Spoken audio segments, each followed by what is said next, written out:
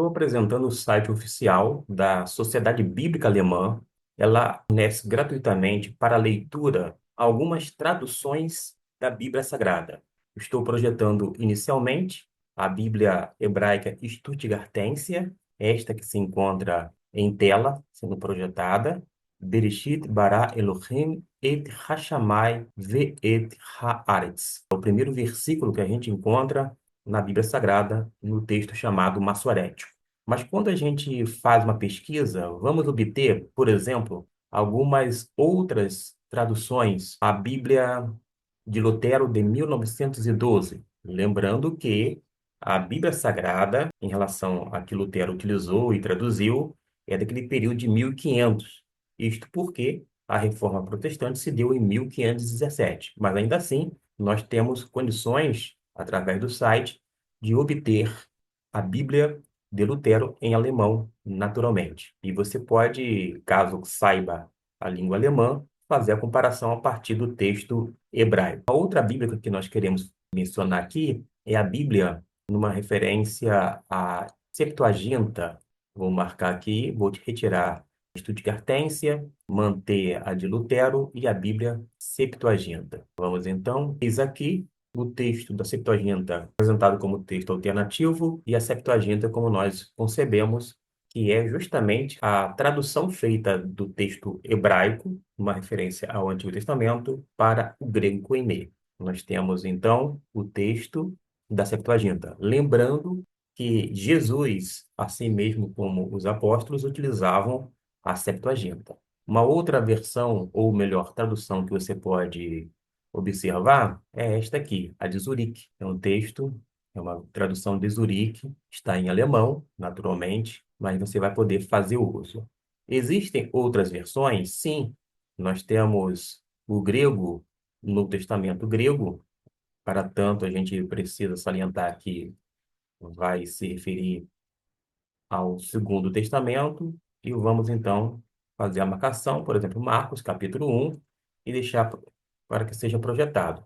Aqui continua no meu lado esquerdo, eu estou destacando a Bíblia, tradução Zurique, aqui no meio o texto grego, lembrando que tem esta versão, mas também uma outra, em a NA, salvo engano, 28, mas a Re tu Evangelho, Jesus Christu, Huiu Teu. Note que nestas duas alusões ao versículo lido, Huiu Teu encontra-se entre colchetes, indicando que pode ser uma interpolação, isto é, um acréscimo, ou, de acordo com o manuscrito utilizado, não consta naqueles mais antigos. Mas ainda assim fez questão de introduzir no texto, fazendo essa ressalva. A gente precisa entender a razão de algumas explicações, algumas notas, algumas informações preciosas que fazem os tradutores quando a gente se depara com o texto do Antigo Testamento, bem como do Novo Testamento. A Bíblia em inglês, vou colocar aqui a versão do Rei James, que é a King James, a nova versão internacional. No caso específico, já aparece em inglês. Acontece que já está salvo traduzir sempre do inglês para o português. Desta forma, na minha página, já vai automaticamente traduzir. Vou retirar esta versão aqui e manter a versão apenas do Rei James, que é a versão King James. Marcos fica assim: o início do Evangelho de Jesus Cristo, o Filho de Deus, no primeiro versículo. A King James em inglês, que foi traduzida. Já quando a gente vai para a nova versão internacional, o versículo 1 fica da seguinte forma: o início das boas novas sobre Jesus, o Messias, o Filho de Deus. O que a gente observa aqui?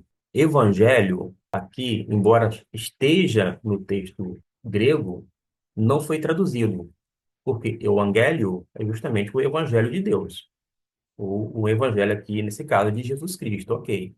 Mas a NVI fez, de fato, uma tradução. Por causa de quê? Evangelho literalmente significa boa notícia, boa nova. Logo, aqui nós temos uma tradução, é na tradução dinâmica, e nós vemos que a King James não fez a tradução, ela simplesmente transliterou, ou seja, é uma maneira bem próxima da pronúncia original, Evangelho e aqui Evangelho.